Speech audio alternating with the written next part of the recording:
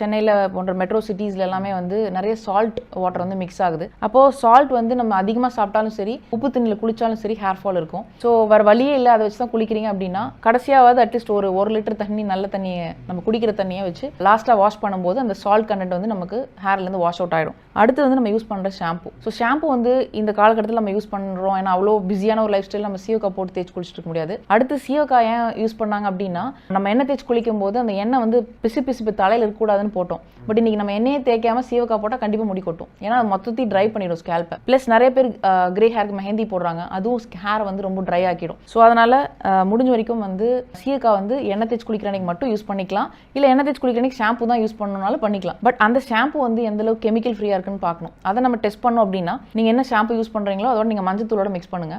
மஞ்சத்தூள் மிக்ஸ் பண்ணோடனே அந்த ஷாம்பு மஞ்சள் கலர்லேயே இருந்தது அப்படின்னா அது நல்ல ஷாம்பு. அது அப்படியே டாக்ஸின்னா மாறி ரெட் கலரில் மாறிச்சு ஏதோ ஒரு கெமிக்கல் ரியாக்ஷனால் அப்படின்னா அதில் அதிகப்படியான கெமிக்கல் இருக்குன்னு அர்த்தம். So immediately you have to change, அதாவது எல்லோ கலரில் ரீட்டைன் ஆகக்கூடிய ஷாம்புக்கு நீங்கள் மாறிக்கணும். ஸோ இது வந்து அவங்க ஃபாலோ பண்ணலாம். அடுத்தது வந்து பார்த்தீங்கன்னா, ஹெல்த்தியான ஒரு லைஃப் ஸ்டைல் அப்படிங்கிறது ஹேருக்கு எந்த அளவுக்கு முக்கியம் அப்படின்னா, ஹைட்ரேட்டாக வச்சுக்கணும். இப்போ ஒரு 20 கிலோ உடல் எடை இருக்காங்கன்னா 1 லிட்டர் தண்ணி கணக்கு. இப்போ ஒருத்தங்க 80 கிலோ இருக்காங்க அப்படின்னா 4 லிட்டராவது வாட்டர் கண்டிப்பாக குடிக்கணும். இது அவங்க ஒர்க் அவுட் பண்ணி ஸ்வெட் அவுட் பண்ணுறாங்க, அல்லது வெயில ஜாஸ்தியாக டீஹைட்ரேட் ஆகுறாங்க அப்படின்னா இன்னும் கொஞ்சம் சேர்த்தியே தண்ணி குடிக்கணும். ஸோ ஏன்னா தண்ணி வந்து பிளேஸ் அ மேஜர் ரோல். ஏன்னா ஹைட்ரேஷன் அப்படிங்கும்போது தான் ஸ்கின்னு ப்ளஸ் ஹேருக்கு ரெண்டுக்குமே ரொம்ப ரொம்ப ஒரு ஹெல்த்தியான ஒரு விஷயம். அடுத்து வந்து பார்த்தீங்கன்னா ஆயில் அப்ளிகேஷன். நிறைய பேர் என்ன சொல்கிறாங்கன்னா, எண்ணெய் தேய்ச்சிட்டு வெளியே போனாவே எனக்கு வந்து ஹேர் ஃபால் ஆகுதுன்னு சொல்கிறாங்க டாக்டர்ஸ்.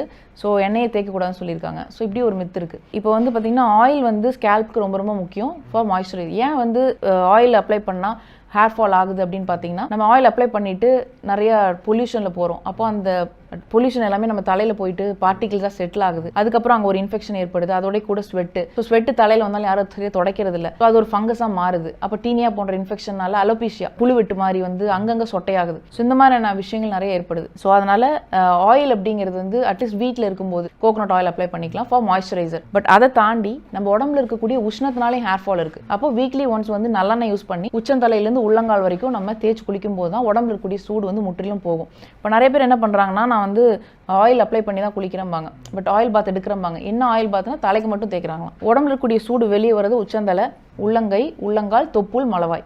ஸோ இதெல்லாம் வந்து மேஜர் ரீசன், ஒரு ஏரியாஸ் நம்மளோட ஹீட் வந்து வெளியே வருது. ஸோ இங்கெல்லாம் ஃபஸ்ட் அப்ளை பண்ணி உடம்பு ஃபுல்லாகவே நல்லெண்ணெய் அப்ளை பண்ணணும். அதுலேயும் நான் ஃபேன்சி ஆலிவ் ஆயில் அப்ளை பண்ணுறேன். ஸோ அந்த மாதிரிலாம் சொல்கிறாங்க. பட் உடம்புல கூடிய ஹீட் வெளியே எடுக்கிறதுக்கு எதர் கேஸ்டர் ஆயில் அல்லது பசு நெய் அல்லது நல்லெண்ணெய், இது மூணில் ஏதோ ஒரு எண்ணெய் அல்லது மூன்றையும் கலந்த முக்கூட்டு எண்ணெயாகவும் அவங்க வந்து ஆயில் பாத்துக்கு யூஸ் பண்ணும்போது ஸ்கின்னு, ஜாயிண்ட்டு, ஹேர் இது எல்லாமே வந்து ஹெல்த்தியாக வந்து மெயின்டைன் பண்ண முடியும். ஸோ அதனால் ஆயில் அப்படிங்கிறது வந்து அட்லீஸ்ட் வீட்டில் இருக்கும்போது கோகோனட் ஆயில் அப்ளை பண்ணிக்கலாம் ஃபார் மாய்ஸ்சரைசர். உடம்புல இருக்கக்கூடிய சூடு வெளியே வரது உச்சந்தலை, உள்ளங்கை, உள்ளங்கால், தொப்புள், மலவாய். ஸோ இதெல்லாம் வந்து ஏரியாஸ் நம்மளோட ஹீட் வந்து வெளியே வருது.